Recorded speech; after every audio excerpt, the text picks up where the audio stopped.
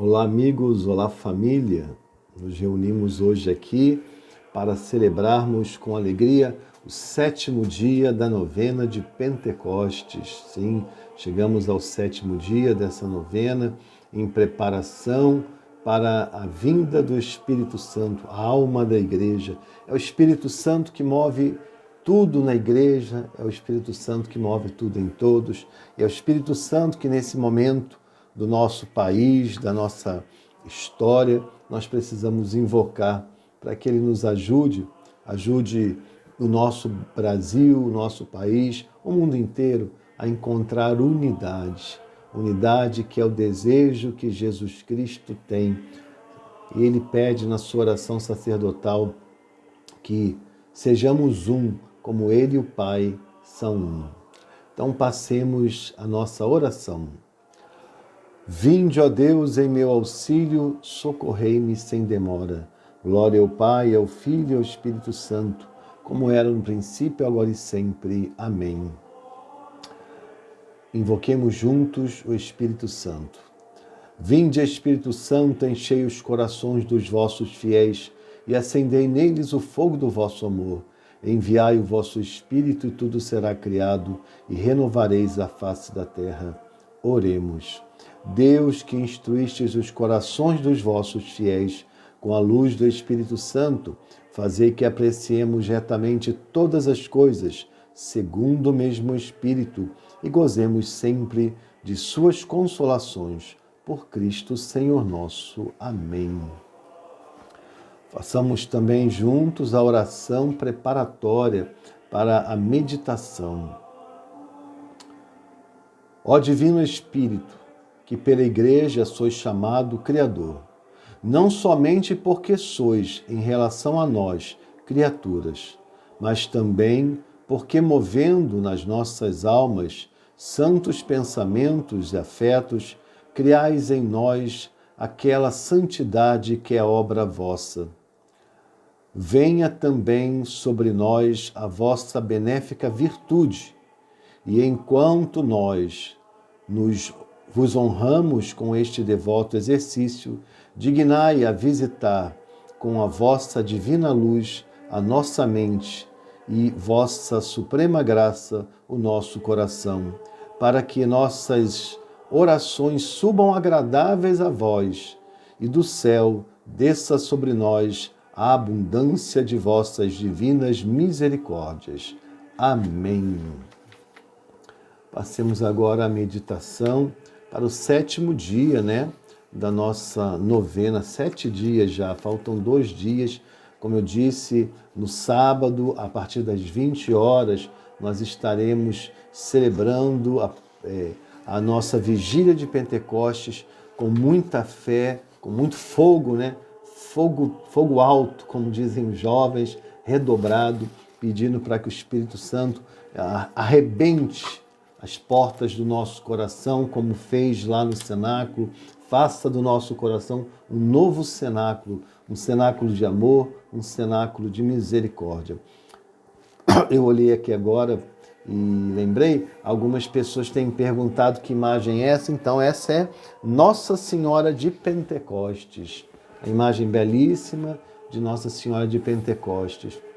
Remonta a presença de Nossa Senhora lá no cenáculo. Não sei se vocês sabem, no momento da descida do Espírito Santo, com as línguas de fogo lá no cenáculo, a Virgem Santíssima, a Mãe de Jesus, que era também discípula, apóstola de Jesus, ela estava presente.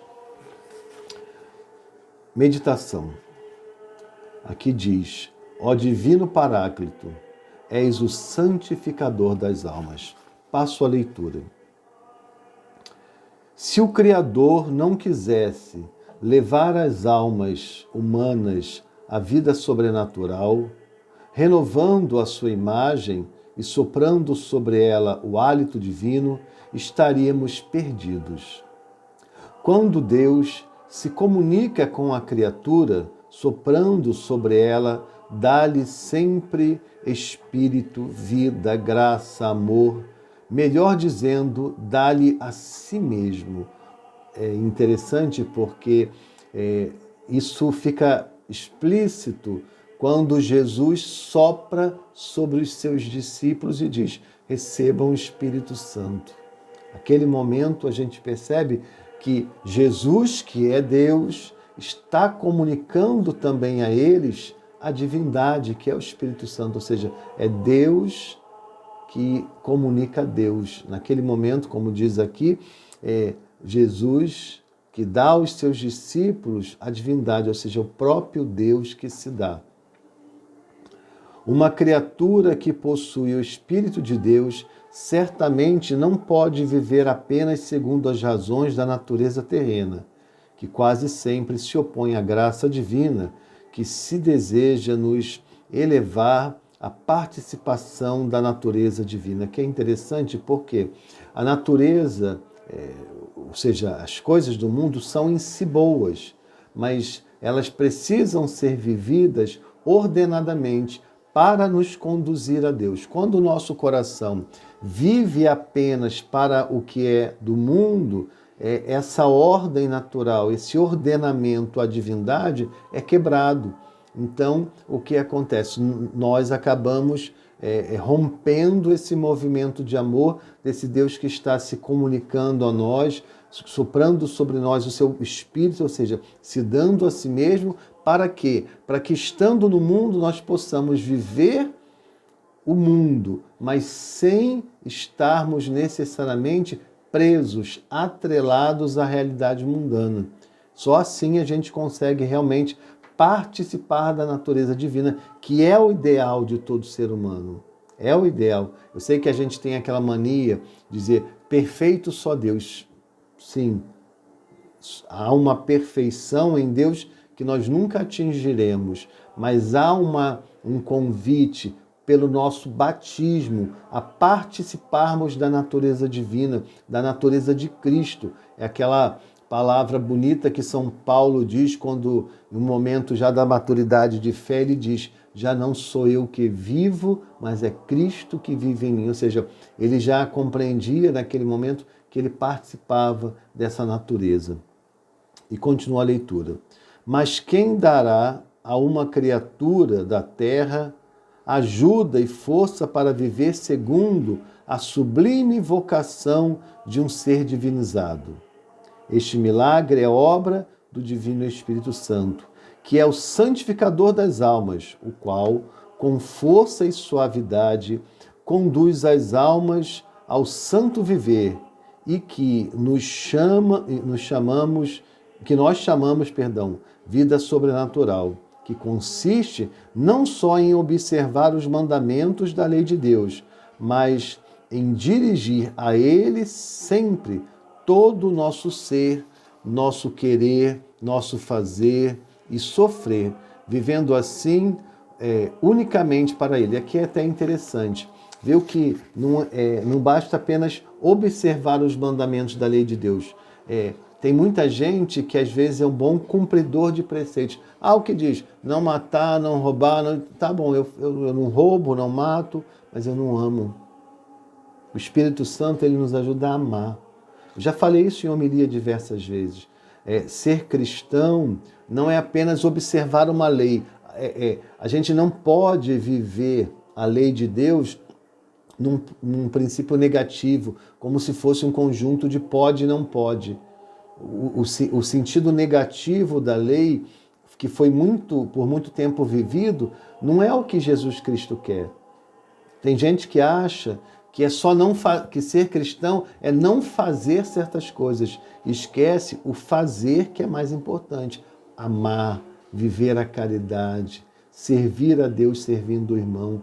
E isso só é possível quando a gente se abre ao Espírito Santo, porque é o Espírito Santo que tira a venda dos nossos olhos, é o Espírito Santo que nos permite olhar para o nosso semelhante, pecador como nós, frágil como nós, e ver além.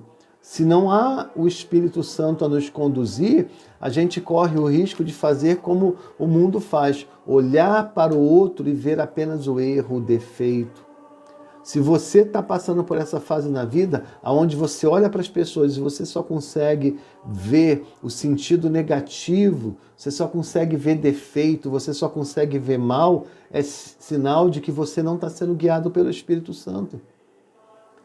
Porque é só o Espírito Santo que faz com que eu olhe para um irmão pecador como eu e veja muito além do pecado. Veja um irmão, veja o próprio Cristo que está naquele irmão. É importante que a gente reflita sobre isso para que a gente aprenda no Espírito a viver a verdadeira religião, que é a religião do amor. Continuo. O nome do santificador das almas é dado ao Espírito Santo na Divina Escritura para indicar que ele é princípio e fonte de toda santidade. Dele vêm as graças, as luzes, os confortos, a ajuda para a nossa santificação. É de fato ele que ilumina o pecador no seu estado de perigo, acorda-o do sono da morte, inspira-o no desejo de voltar para Deus, ajuda-o a curar o próprio coração daquele tríplice germe do mal, que consiste no orgulho, na sensualidade e na avareza. É ele quem o faz olhar a doçura da virtude, a felicidade da paz e as consolações do divino amor.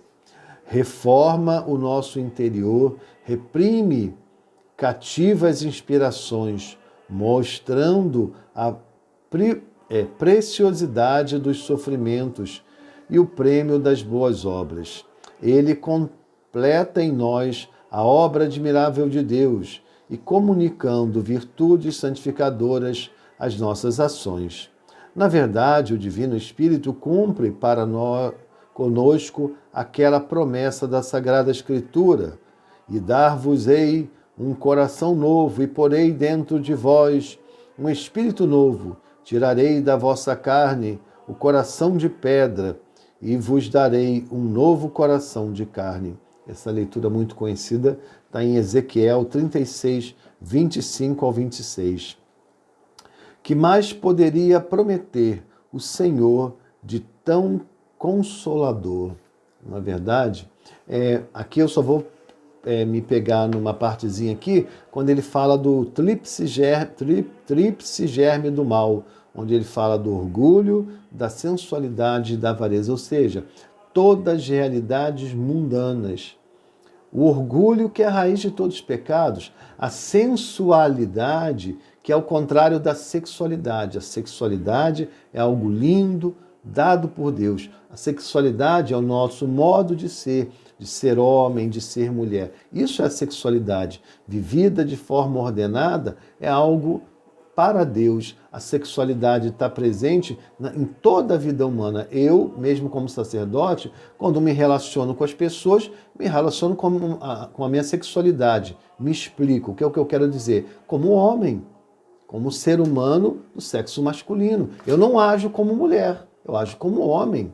Da mesma forma, isso acontece no matrimônio, a sexualidade está presente no matrimônio de forma ordenada, belíssima, ordenada inclusive para Deus e para a santificação do casal.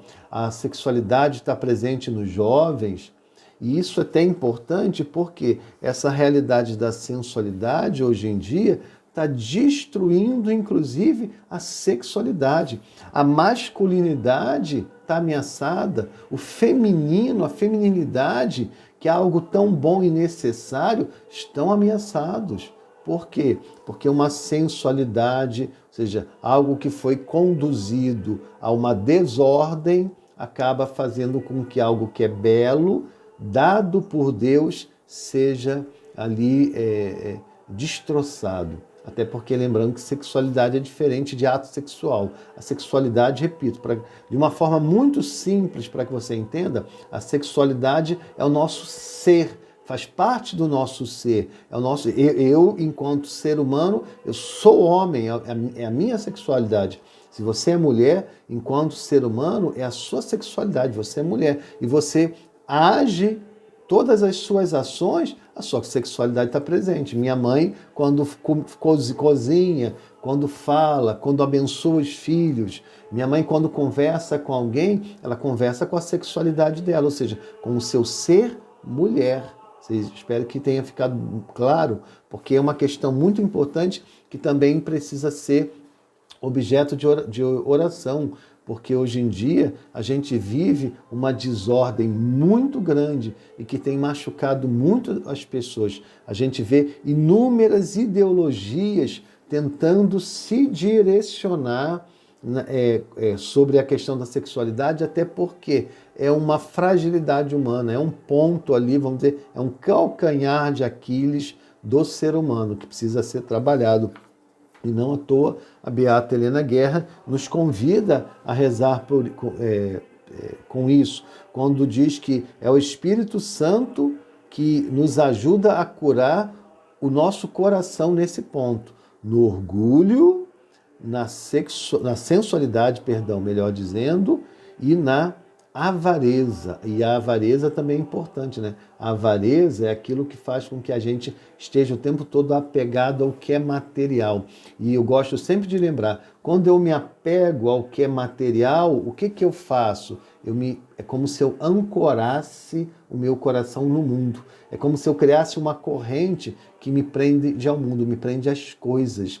Lembre-se, as pessoas são mais importantes, as coisas são secundárias. O possuir é secundário, o mais importante é ser de Deus, ser para Deus, ser para o irmão, razão de salvação. Isso é muito mais importante do que tudo que a gente tenha. Você pode ter as coisas? Claro que você pode, eu desejo que você tenha, mas ordene todas as suas posses para Deus.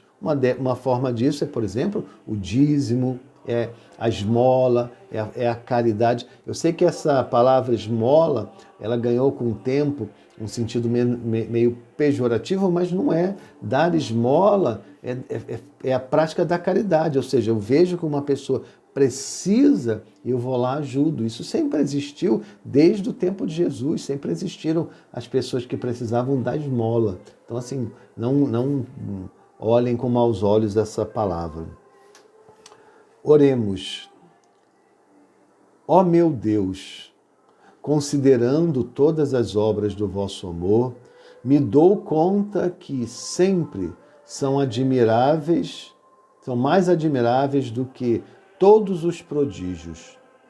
O homem criado por vós vem elevado a um estado de excelência quase divina e pouco menor do que os anjos.